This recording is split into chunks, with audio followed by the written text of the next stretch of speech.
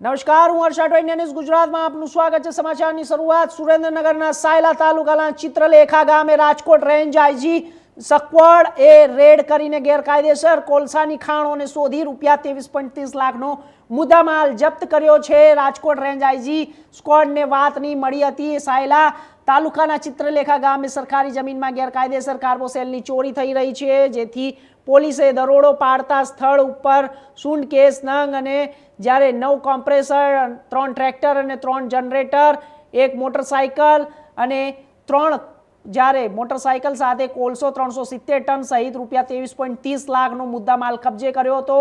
પોલીસે સ્થળ પરથી નવા બનાવેલા 11 કુવાઓને પણ શોધી કાઢ્યા હતા।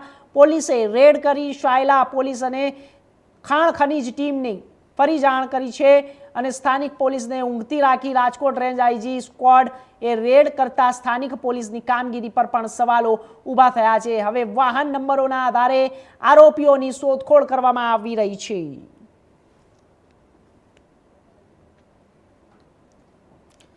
તો આપણે આ જણાવી દઈએ કે આ દ્રશ્યો સામે આવ્યા છે। 11 ગેરકાયદેસર કુવાઓ મળી આવ્યા છે। ખાણ ખનીજ વિભાગ જ્યારે અહીંયા પહોંચ્યું હતું અને ગેરકાયદેસર ખાણ ખનીજના જે કોલસાઓનું ખનન કરતા હતા તે તમામ જે જગ્યા છે, સ્થાન છે, તેને ઝડપી પાડવામાં આવે છે। સાયલાની અંદર ગેરકાયદેસર જ્યારે કોલસાની ખાણ ઝડપી પાડવામાં આવી છે।